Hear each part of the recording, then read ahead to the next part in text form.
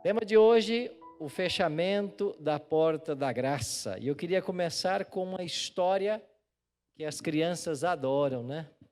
Lá em casa eu tenho 3 crianças, e se você perguntar assim, qual é a história preferida? Eles vão dizer, é a Arca de Noé. Quantos anos demorou Noé para construir a arca? 120 anos.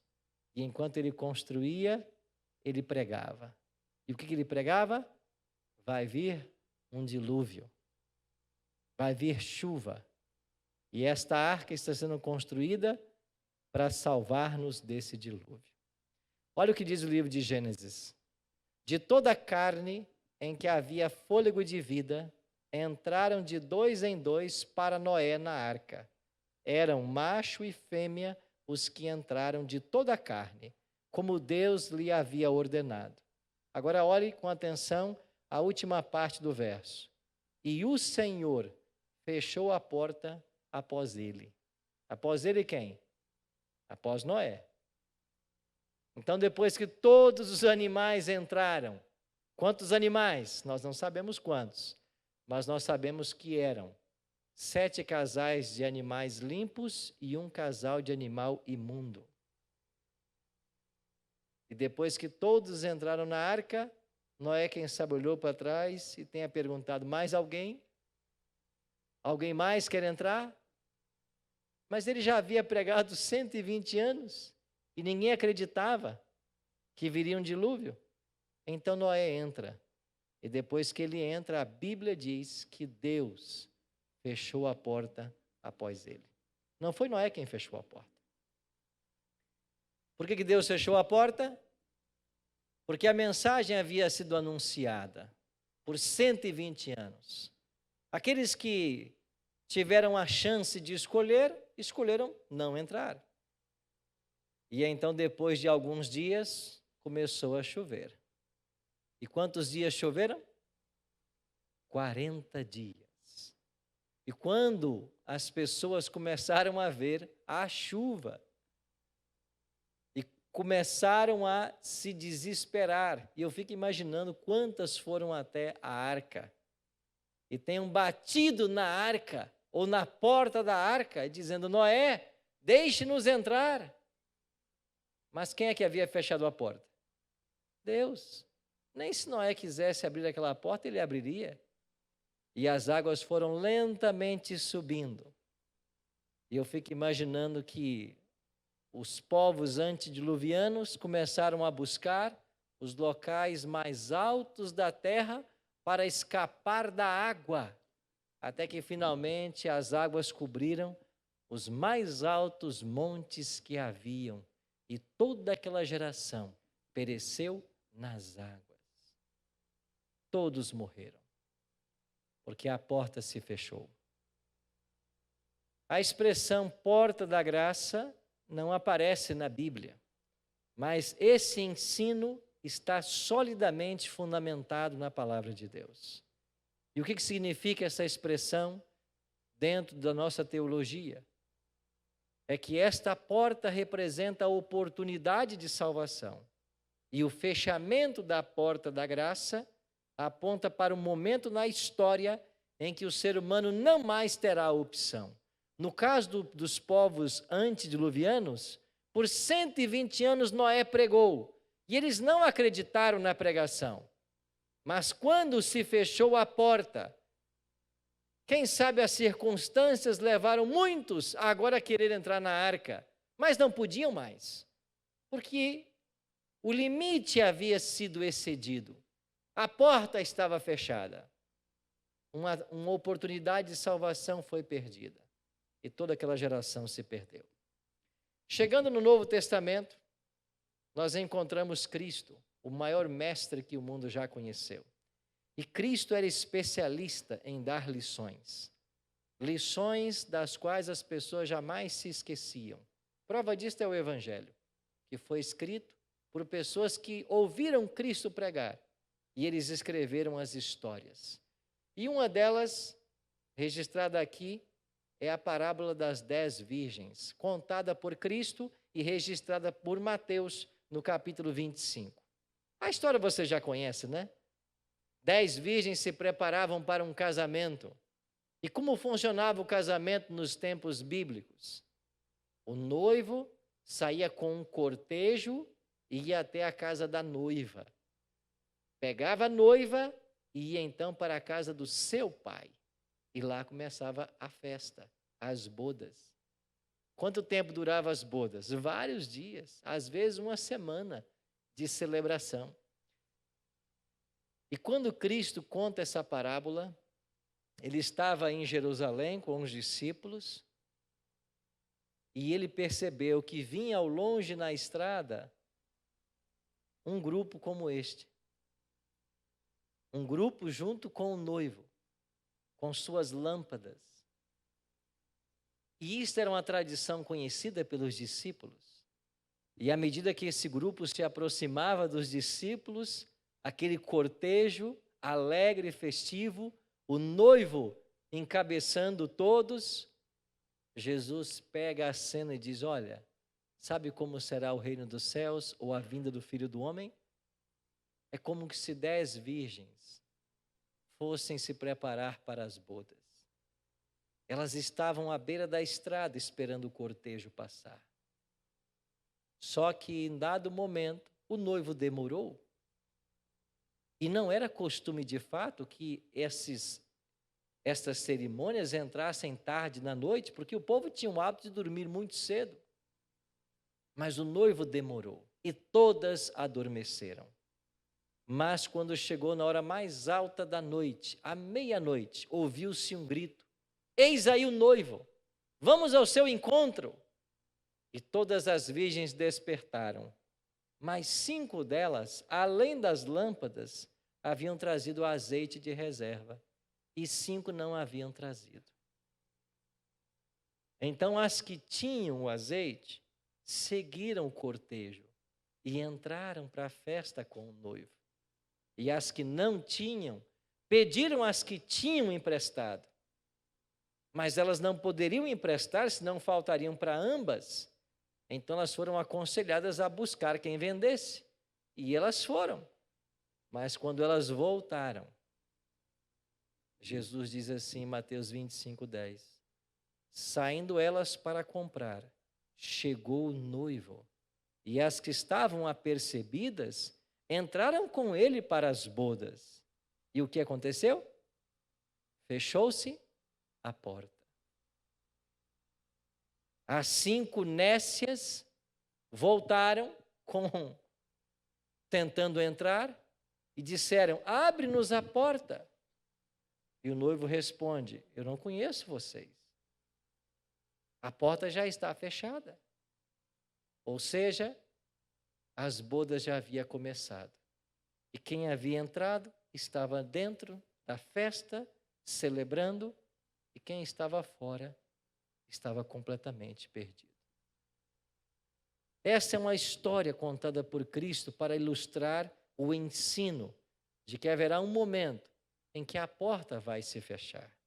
O livro do Apocalipse também ensina isso.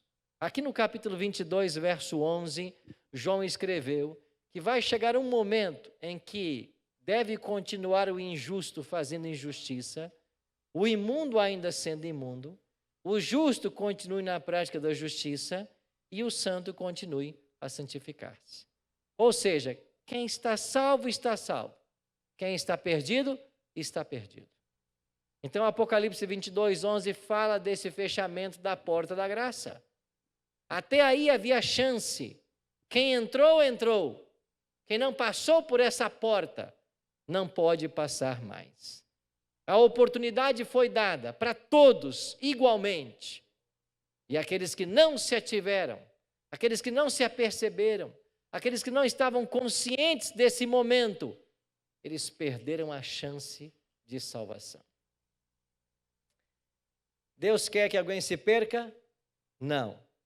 Cristo disse assim para Nicodemos: porque Deus, Nicodemos, amou o mundo de tal maneira que deu seu Filho unigênito, para que todo aquele que nele crê não pereça, mas tenha o quê? Vida eterna.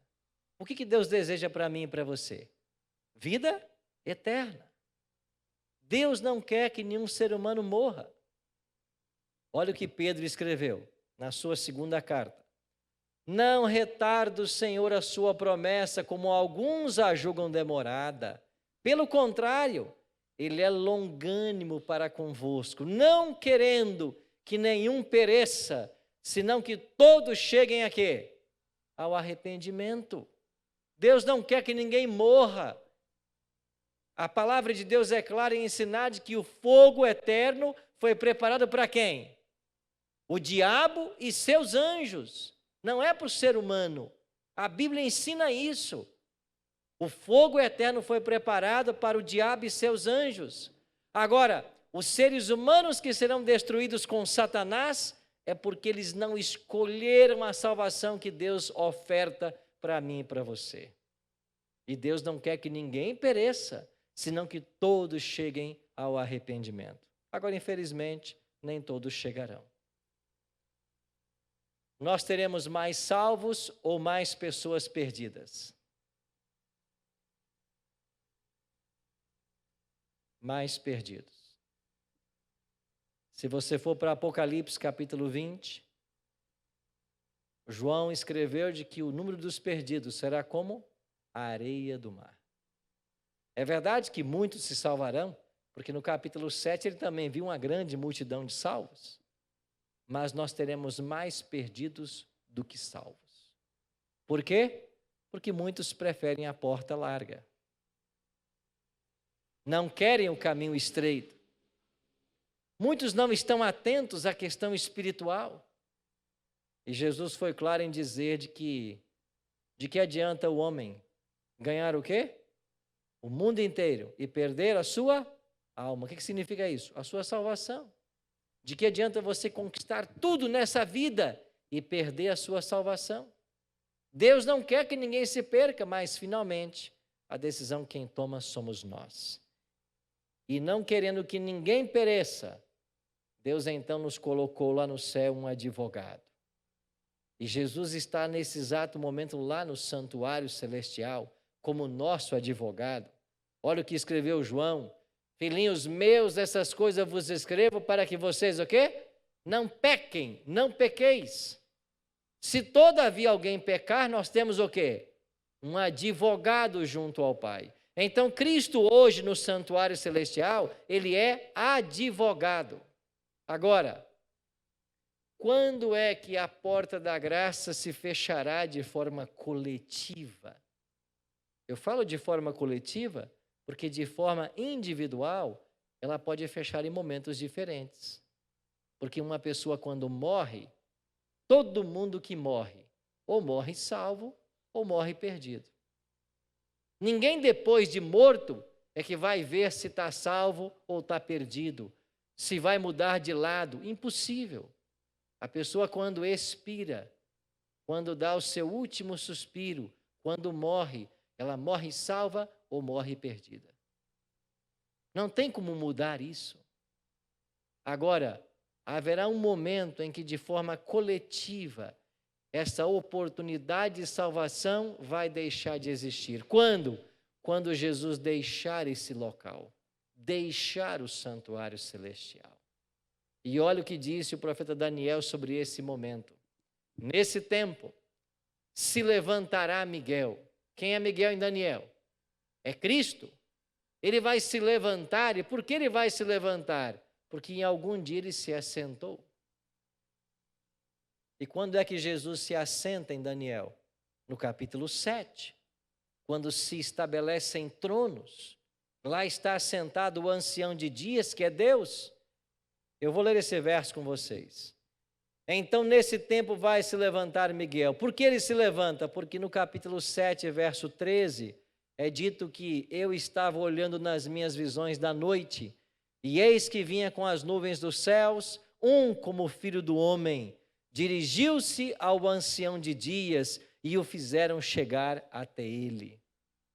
Então o pai está no trono para julgar, o filho vem, vai até o pai, os tronos estão ali, todos se assentam, abrem-se os livros e começa o juízo.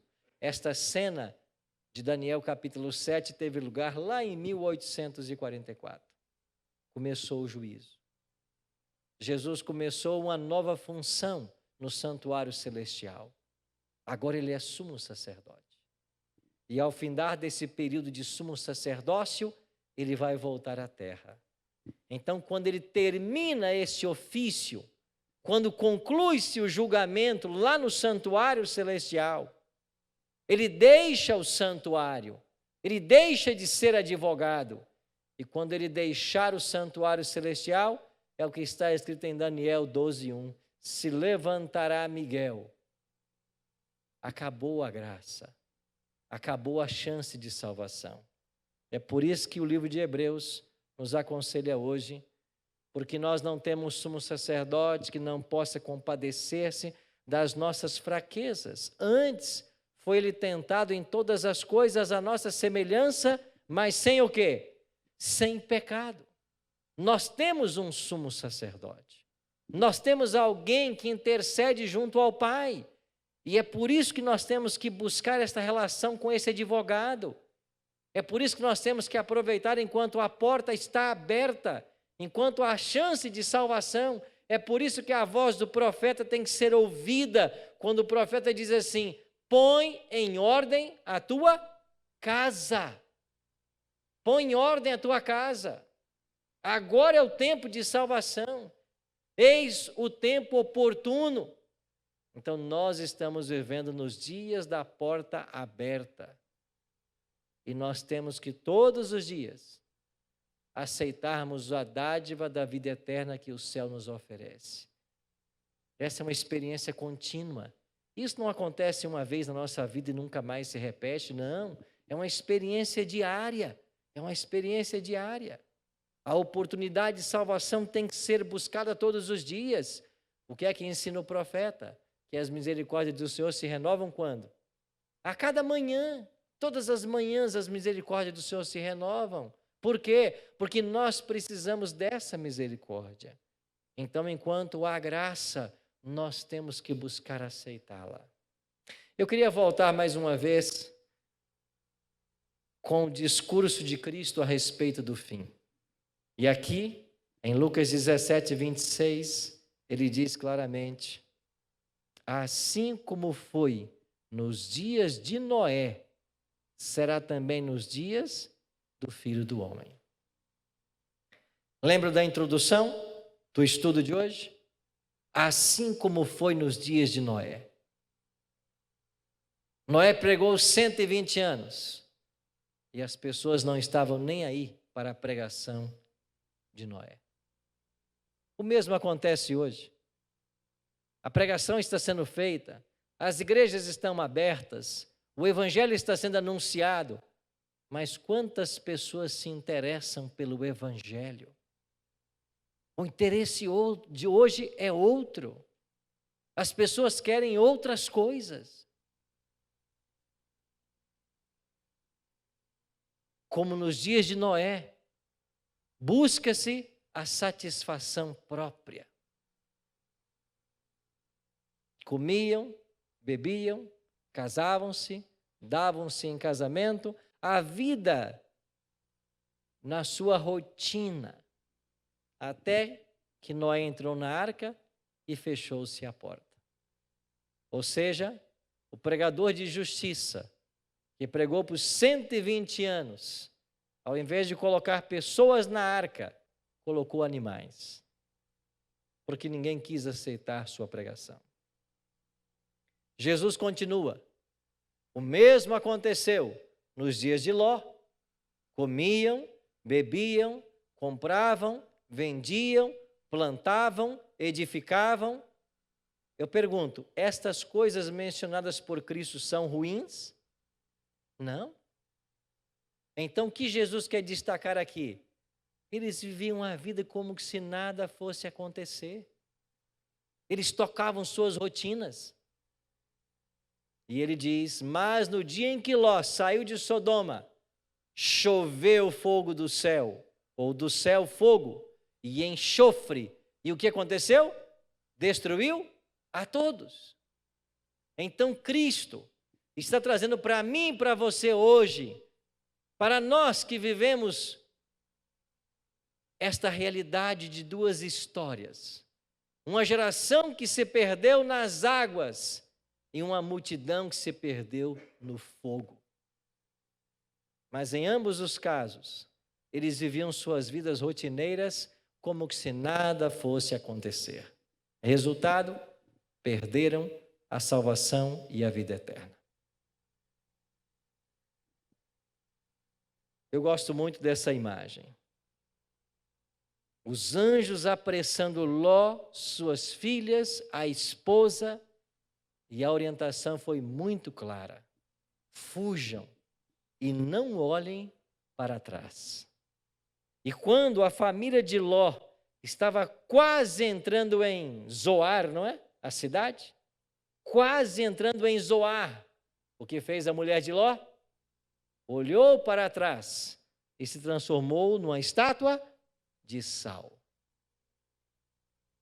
Por que é que ela olhou para trás?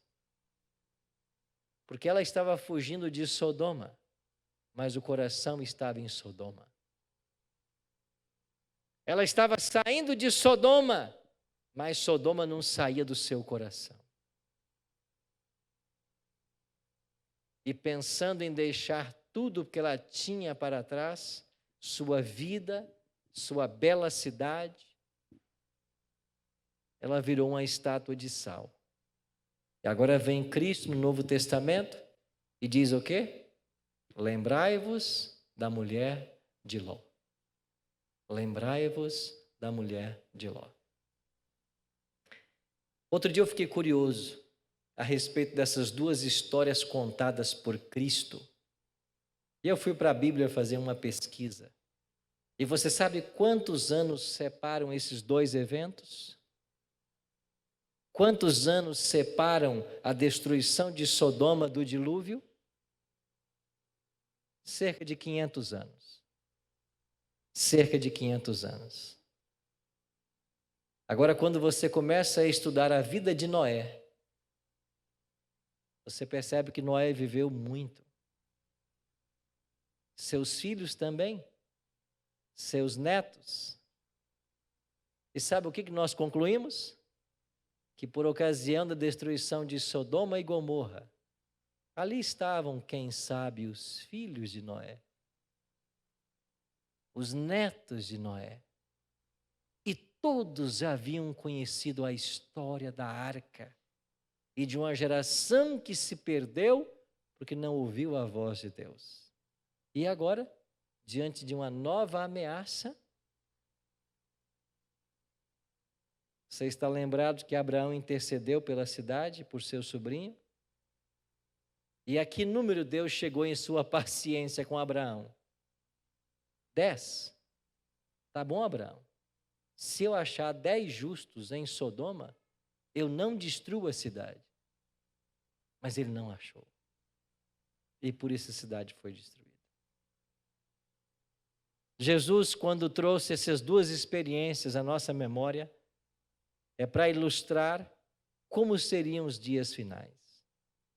Estamos vivendo num mundo onde ninguém se preocupa com a questão espiritual e onde o diabo ganha terreno com todas as atrações, passatempos, invenções que levam as pessoas cada vez para mais longe de Deus e cada vez mais para a satisfação e orgulho próprio. Lembrai-vos da mulher de Ló. A porta vai se fechar em breve. E Cristo, que é hoje o nosso sumo sacerdote, deixará suas vestes sumos sacerdotais, colocará suas vestes reais e virá à terra. Mas lembra da pergunta?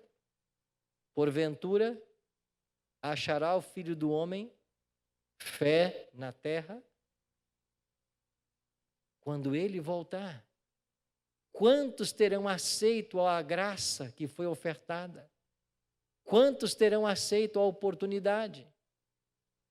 Então, antes que a porta se feche, nós precisamos entrar por ela. E isso tem que ser diário. E eu queria mencionar um último evento para vocês. Não é apenas a morte que pode ceifar das pessoas a chance da vida eterna. Tem uma outra coisa. O pecado contra o Espírito Santo. Porque qualquer pessoa que peca contra o Espírito Santo não tem mais possibilidade de salvação. Então há um momento escatológico em que a porta vai ser fechada, a porta se fecha para aqueles que morrem, mas é possível ainda fechar para os que estão vivos. E isso acontece quando alguém comete o pecado contra o Espírito Santo. Pastor, o que é pecado contra o Espírito Santo? Jesus falou: todas as vossas blasfêmias, todos os vossos pecados serão perdoados. Se alguém blasfemar contra o Filho, isso vai ser perdoado. Mas se alguém blasfemar contra o Espírito, isso não será perdoado. E o que significa blasfemar contra o Espírito? É você resistir tanto ao Espírito, que você se coloque numa posição onde você não mais ouça a voz dele. É você insistir tanto no pecado, que a sua consciência torna-se cauterizada. Eu nasci numa cidade chamada Aimorés. Eu tinha uma avó que morava lá. E na minha infância eu me lembro muitas vezes de visitar a minha avó com minha mãe. Ela morava no alto de um monte, mas lá embaixo, no sopé, passava a linha férrea do trem Vitória Minas. E todas as vezes que no mês de janeiro, nas férias escolares, eu ia para lá com minha mãe, a gente dormia na casa da minha avó. Quando dava 10 horas da noite, era o horário do trem passar. E quando ele chegava perto do local, ali haviam cruzamentos, ele tinha que buzinar, era um tipo de alerta que dava. E quantas vezes a gente acordava com aquele barulho do trem tocando sua buzina para alertar as pessoas no cruzamento de que ele se aproximava. Isso aconteceu na primeira noite, na segunda noite, na terceira noite. Eu acordava assustado com aquilo, mas houve um dia, uma noite da semana, que eu perguntei à minha mãe e minha avó: o que aconteceu com o trem ontem? E elas disseram: nada. Mas ele não passou? Não, ele passou. Ele passou e ele tocou a buzina. Mas eu havia me acostumado com o barulho. Chega o ponto daquilo não mais incomodar. Pecado contra o Espírito Santo é isso. É você se acostumar. É você insistir no que é errado. E você faz o que é errado a tal ponto que você acha que não é mais pecaminoso, problemático, errado. E alguns carregam essa dúvida no coração. Pastor, eu cometi esse pecado? Será que eu cometi? Bom, o fato de você estar hoje dentro de uma igreja é um bom indício de que você não cometeu. Porque é o Espírito quem nos atrai. O fato de você estar conectado com a gente aí na internet é um bom indício. Porque se você está reservando um tempo para estudar a palavra de Deus, para aprender da Bíblia, isso é um indício de que o Espírito está atuando. Por isso, meus amigos, vamos hoje mais uma vez correr para a cruz, porque a nossa única esperança é todos os dias abraçarmos essa graça, por ela sermos alcançadas e entrarmos por essa porta. Porque um dia ela vai se fechar, mas que quando isso acontecer, eu e você estejamos cobertos pelo sangue do Cordeiro. E se nessa noite tem alguém aqui na igreja que tem se sentido longe do Senhor, tem feito coisas que não agradam ao Senhor, e se você percebe isso, se o Espírito te impressiona com isso, que hoje você possa tomar a decisão de abandonar tudo que separa você de Cristo. 3 cruzes no Calvário. Na cruz do centro, alguém morria pelo pecado. Na cruz do ladrão que aceitou, alguém morreu para o pecado. E na outra cruz do ladrão que rejeitou, alguém que morreu no pecado. A história vai se repetir. Pessoas que aceitam, pessoas que rejeitam. E para todos nós, nunca nos esqueçamos de Mateus 6:33. Buscai, pois, em primeiro lugar o seu reino e a sua justiça, e todas as coisas o serão acrescentadas. De que adianta o homem ganhar o mundo inteiro e perder a sua alma? Vamos ficar de pé, vamos orar. Pai querido, muito obrigado pelo ensino da Tua palavra que nos mostra que a porta ainda está aberta. Cristo ainda está no santuário celestial, intercedendo por todos nós. Nos ajuda, Pai, hoje a entrarmos por essa porta, a não perdermos a chance de termos a Tua graça sobre a nossa vida e de nos prepararmos para a vida eterna. Tome conta de todos nós que aqui estamos, de cada amigo, de cada amiga que nos assiste agora pela internet. Que o Teu Espírito Santo possa abraçar onde quer que eles estejam e que nós possamos tomar a maior de todas as decisões que o ser humano pode fazer. Entregar o nosso coração ao Senhor Jesus e recebermos o dom da vida eterna. Dá-nos a Tua bênção, dá-nos o Teu perdão e prepara-nos para a Tua volta. Oramos em nome de Jesus. Amém.